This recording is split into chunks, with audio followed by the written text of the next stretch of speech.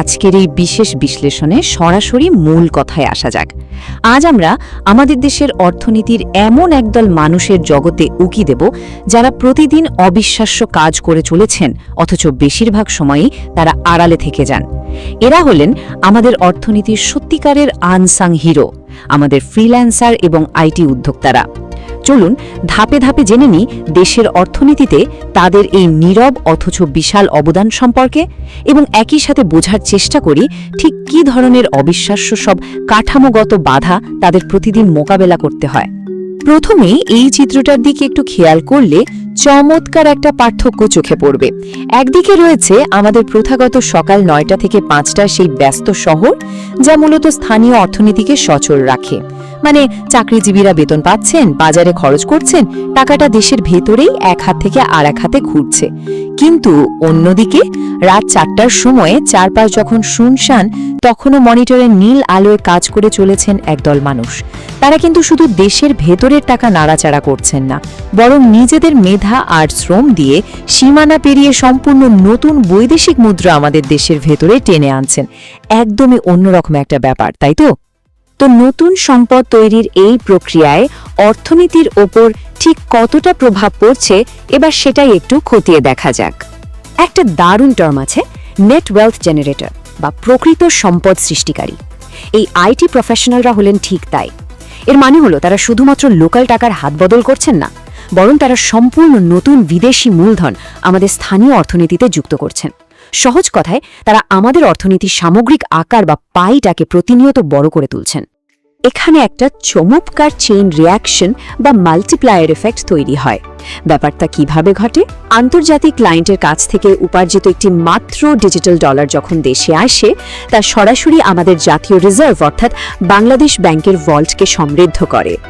এরপর সেই আইটি উদ্যোক্তা বা ফ্রিল্যান্সার যখন স্থানীয় মুদি দোকান কিংবা বাজারে গিয়ে সেই টাকাটা খরচ করেন, তখন কিন্তু প্রান্তিক পর্যায়ে সাধারণ ব্যবসায়ীদেরও আয় বেড়ে যায়। মানে একজনের আনা নতুন সম্পদে পুরো সমাজের অর্থনৈতিক চাকাটা আরও অনেক দ্রুত ঘুরতে শুরু করে। এতক্ষণ তো শোনা গেল তাদের অবদানের কথা। স্বাভাবিকভাবেই মনে হতে পারে আমাদের আর্থিক প্রতিষ্ঠানগুলো নিশ্চয়ই এই মানুষগুলোকে মাথায় তুলে রাখে। কিন্তু বাস্তবতা আসলে কি? চলুন তাদের কাঠামোগত বাধাগুলো নিয়ে একটু আলোচনা করি। বিষয়টা একই সাথে দারুণ কৌতূহলোদ্দীপক এবং চরম হতাশার। একটু চিন্তা করলে বোঝা যায়, একজন মানুষ হয়তো টানা ৫ বছর ধরে গ্লোবাল মার্কেটপ্লেসে কাজ করে দেশে বিপুল পরিমাণ বৈদেশিক মুদ্রা নিয়ে এলেন। এরপর একদিন তিনি নিজের একটা আইটি কোম্পানি আনুষ্ঠানিকভাবে রেজিস্টার করলেন। কিন্তু ঠিক তার পরের দিনই যখন ব্যবসা বড় করার জন্য ব্যাংক লোন নিতে গেলেন, তখন তার আবেদনটা স্রেফ বাতিল হয়ে গেল। কারণ কি? কারণ হলো ব্যাংকের সেই মানধাতা আমলের নিয়ম, ট্রেড লাইসেন্সের বয়স অন্তত ২ বছর হতে হবে। আশ্চর্যজনক হলেও সত্যি, 0 বা 0।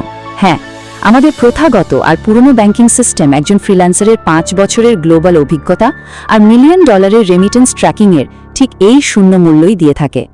সদ্য প্রিন্ট করা ওই কাগজের ট্রেড লাইসেন্সটার বয়স ২ বছর না হলে অতীতের কোনো সফলতার বা বৈদেশিক মুদ্রা আয়ের জন্য কোনো দামই নেই তাদের কাছে। এই প্রাতিষ্ঠানিক ব্যর্থতার প্রভাব কিন্তু অত্যন্ত ভয়াবহ। ব্যাংক থেকে বারবার প্রত্যাখ্যাত হওয়ার এই সাইকেল অত্যন্ত সফল উদ্যোক্তাদেরও চরম মানসিক যন্ত্রণার দিকে ঠেলে দেয়। নিজের তিল তিল করে গড়া ব্যবসাকে বড় করার জন্য তারা এক প্রকার বাধ্য হয়েই মাথা নিচু করে আত্মীয় বা বন্ধুদের কাছে ব্যক্তিগত ধার চাইতে যান। দেশের অর্থনীতিকে সমৃদ্ধ করা একজন মানুষের জন্য এর চেয়ে অবমাননাকর পরিস্থিতি আর কি হতে পারে? আর এই বাধাগুলো শুধু ব্যাংকের দরজাতেই আটকে নেই। সমাজের ভেতরে তারা প্রতিদিন যে বৈষম্য আর ভুল বোঝাবুঝির শিকার হন, এবার সেটা একটু দেখা যাক। আমাদের সমাজের একটা অদ্ভুত দ্বিচারিতা এখানে খুব স্পষ্ট। একদিকে প্রথাগত অফিসের একজন জুনিয়র কর্মচারী সমাজে বিপুল সম্মান আর চাকরির নিশ্চয়তা ট্যাগ পেয়ে যান অনায়াসেই, অথচ অন্যদিকে একজন আইটি উদ্যোক্তা যিনি হয়তো মাসে লক্ষ লক্ষ টাকার সমমূল্যের বৈদেশিক মুদ্রা আয় করছেন, তাকেও তার নিজের প্রতিবেশীরা চরম সন্দেহের চোখে দেখেন। তাকে খুব সহজেই বেকার বা স্থায়ী চাকরি নেই এমন একটা অন্যায্য তকমা দিয়ে দেওয়া হয়। এটা সত্যিই একটা অবিশ্বাস্য প্যারাডক্স। দেশের জন্য বিপুল পরিমাণ বিদেশি সম্পদ তৈরি করেও ন্যূনতম সামাজিক স্বীকৃতিটুকু মিলছে না। এই পেশার মানুষদের একটা সাধারণ বাসা ভাড়া নিতে গিয়েও বাড়িওয়ালার হাজারো অবান্তর প্রশ্নের মুখে পড়তে হয়। এমনকি বিয়ের মতো সামাজিক ক্ষেত্রেও পেশার স্থায়িত্ব নিয়ে চরম সন্দেহ আর প্রত্যাখ্যানের মনোভাব দেখতে পাওয়া যায়। এটা মানসিকভাবে কতটা পীড়াদায়ক হতে পারে তা সহজেই অনুমেয়। যখন সিস্টেম এবং সমাজ উভয় দিক থেকেই এই বিশাল প্রতিভাকে স্বীকৃতি দিতে ব্যর্থ হয়, তখন এর ফলাফল গিয়ে দাঁড়ায় একটা ভয়ঙ্কর পরিণতিতে, আর তা হল মেধা পাচার। উপযুক্ত সমর্থন আর সম্মানের অভাবে ক্লান্ত হয়ে এই মেধাবী তরুণদের এক নীরব প্রস্থান বা সাইলেন্ট এক্সোডাস ঘটছে এখন। তারা এক প্রকার বাধ্য হয়েই দেশ ছাড়ছেন।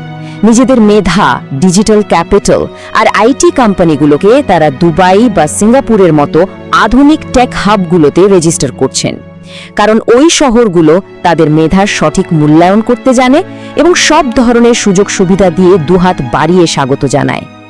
ওই যে পড়ে থাকা ফাঁকা চেয়ার আর ধুলোয় ঢাকা ল্যাপটপগুলো, ওগুলো শুধু কোনো সাধারণ দৃশ্য নয়, ওগুলো আমাদের জাতীয় রাজস্বের এক বিশাল ক্ষতির প্রতীক। এই নীরব যন্ত্রণাকে অবজ্ঞা করার ফলে দেশ প্রতিদিন হাজার হাজার কোটি টাকার রাজস্ব আর ভবিষ্যৎ মেধা হারাচ্ছে। দীর্ঘ মেয়াদে আমাদের পুরো ডিজিটাল অর্থনীতির জন্যই এটা একটা বড় অশনি সংকেত। তবে আশার কথা হলো, এই পরিস্থিতি থেকে উত্তরণের একটা পরিষ্কার পথও রয়েছে। চলুন নতুন যুগের জন্য সেই সমাধানগুলো একটু বিশ্লেষণ করে দেখি। এই পরিবর্তনের মূল ভিত্তিটা হতে হবে একদম নীতিগত। ব্যাংকগুলোকে তাদের ওই পুরনো ইটের দেয়ালের জামানত প্রথা থেকে অবিলম্বে বেরিয়ে আসতে হবে। এর বদলে ফরেন ইনওয়ার্ড রেমিটেন্স সার্টিফিকেট বা এফআইআরসি-কে আর্থিক স্থিতিশীলতা এবং আয়ের প্রমাণের একটি সম্পূর্ণ বৈধ ও অকাট্য দলিল হিসেবে আইনি স্বীকৃতি দিতে হবে। এটাই হতে পারে একটা যুগান্তকারী পদক্ষেপ। এই কাঠামোগত পরিবর্তনের জন্য সুনির্দিষ্ট কিছু সমাধান দরকার।